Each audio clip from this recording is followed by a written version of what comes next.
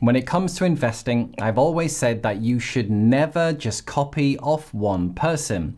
Instead, if you follow 5 to 10 people that you respect, listen to what they have to say, look at what they're doing with their own money, you'll then have a much better understanding of what to do with your own money. This is why on this channel we look at Warren Buffett, Ray Dalio, Cathie Wood, Kevin O'Leary, Jordan Belfort, just to name a few. And today we're going to take a look at Raoul Pal, as he is one of the top thought leaders in crypto right now. And this will include: what is his current outlook right now that the Fed is crashing the market? Then, where is he currently investing his own money amidst such chaos? And then we'll finish up with why he believes a Fed reversal is coming, which will create an explosive rebound. As always, if you do enjoy anything in the video, then drop a like, always appreciated. Okay, first up, let's face it, the global economy is in a mess. Inflation is soaring, interest rates are now soaring, the pound is crashing. However, Raoul has made a very big claim that we won't see another major sell-off, and that the bottom was hit back in June. And it is a pretty big claim considering all the chaos going on right now, and also that one of the largest financial markets in the world is crumbling as we speak. My view is that in a massively indebted world, to put this in perspective, the US is some 300 and something percent of GDP in debt, as total debts to GDP. It is 100% of world GDP in debt. It's the most indebted any nation has ever been. And everybody borrows dollars. And we're in a system where they're trying to act like Paul Volcker, because basically the Fed is run by a bunch of baby boomers and they want to get a book out where they're on the front cover like Paul Volcker to be the heroes. But I think what they're doing is fighting the ghosts of the past. The ghost of the past, the 1970s, was wildly different. We've talked about this in Daily Briefing before. The demographic setup is different. Also, the debt is different. I mean, the US is like 100% of GDP in debt, total debts at that point.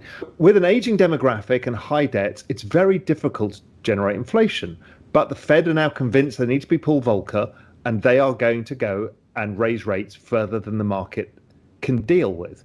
And we're seeing it. Bond market liquidity is basically as bad as it was in the peak of the pandemic, when the bond market froze and everyone was worried Citadel had gone under, whoever had gone under. That's how bad the bond market is now. My working hypothesis was, I'm not sure the equity markets are going to make significant new lows, and I'm still not. They may break the low, go a bit lower, and then break higher, back higher again, because the sentiment in equities is unparalleled. I'm about to write this in Global Macro Investor. It is the worst sentiment in any measure of any survey in the history of equity markets. So people are record bearish. They're terrified because of what's going on. The bond market, which is the anchor pricing for everything, is unhinged.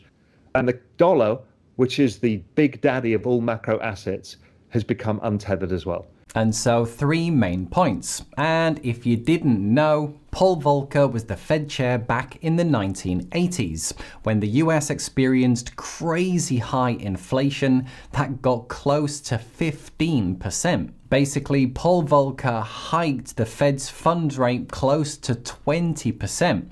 And just to put that in perspective, right now everyone's going crazy that the Fed's funds rate is now close to 3%.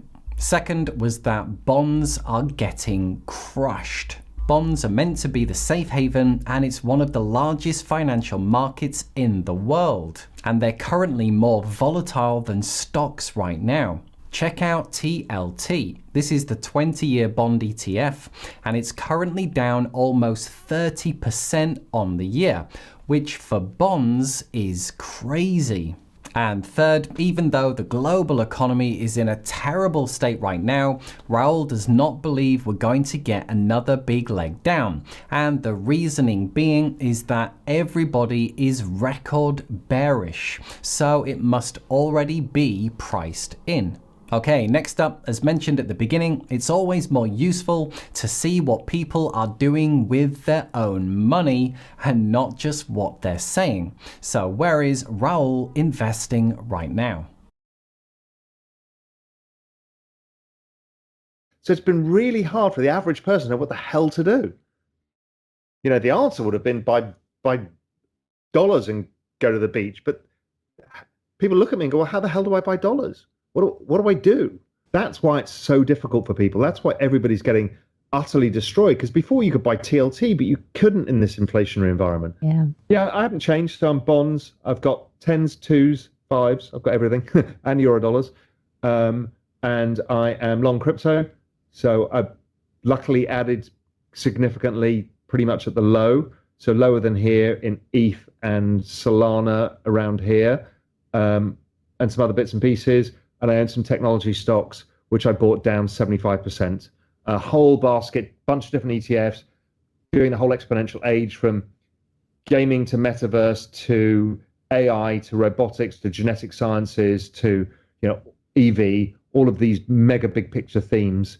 So I just bought a very broad basket there, which is a long-term bet, which again, if it sells off any further, and it hasn't made any lows for a long time now, since June, I would add into that. And so aside from bonds, Ethereum and Solana, interestingly, it looks to me like he's a big fan of Cathie Wood and ARK Invest, as he's also allocating money to AI, robotics, genetics, electric vehicles, as well as crypto, probably due to the nature that these markets also have exponential adoption curves, which we know he's a huge fan of. And I fully agree that when this whole thing begins to turn around again, the ARK funds are going to massively outperform the S&P once again. Okay, and to finish up, Raoul doesn't believe another major crash is coming. He thinks it's more likely that the Fed will be forced to pivot and then a huge relief rally will then follow. The Fed have not yet realized, and nor have most market participants, that real rates have to be negative forever. And that's the only way of getting rid of the debt. That is financial repression 101. And it's not just being driven by the Fed, the markets are doing that because of the rate of return. So if real rates are negative, which was the 1940s and 50s too, because they had massive debts after the war, the outcome is actually higher asset prices. And I know people can't stand that, but that's what it is. And opportunity, because a pivot has to come. And the pivot doesn't have to be a massive cutting of rates of quantitative easing. It just needs stopping of the rate of change of liquidity tightening. So no QT. Rate of change goes to zero. So you've got a beach ball underwater, particularly with something like crypto or technology, which has adoption models. So over time, they always grow. I mean, things like AI, just relentless. They're not going to stop. EV, not going to stop. Space, not going to stop. All of this stuff. So the rate of change of liquidity is like a beach ball holding it underwater. So the moment you just take your hands off, it bounces straight through. Now, quantitative easing is the wind that will lift it out of the water further. So a change of we're not going to tighten any further and we're not going to do any QT is going to bring ridiculous relief to markets. So Raoul sees a huge opportunity because he believes that the Fed will be forced to pivot. He sees things like crypto being like a beach ball being held down underwater, and when the Fed pivot comes, which could be lowering rates or it could just be stopping QT, then a huge relief rally will follow.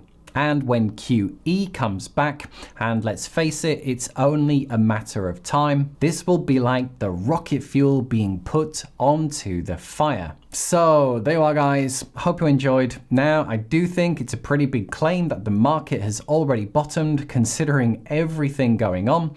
I will remain in the camp of hope for the best, but plan for the worst. But let me know what you think below. But for now, just to say, if you did enjoy anything in the video, then drop a like. And a big thank you to everyone who does. And I'll see you in the next video. Bye for now.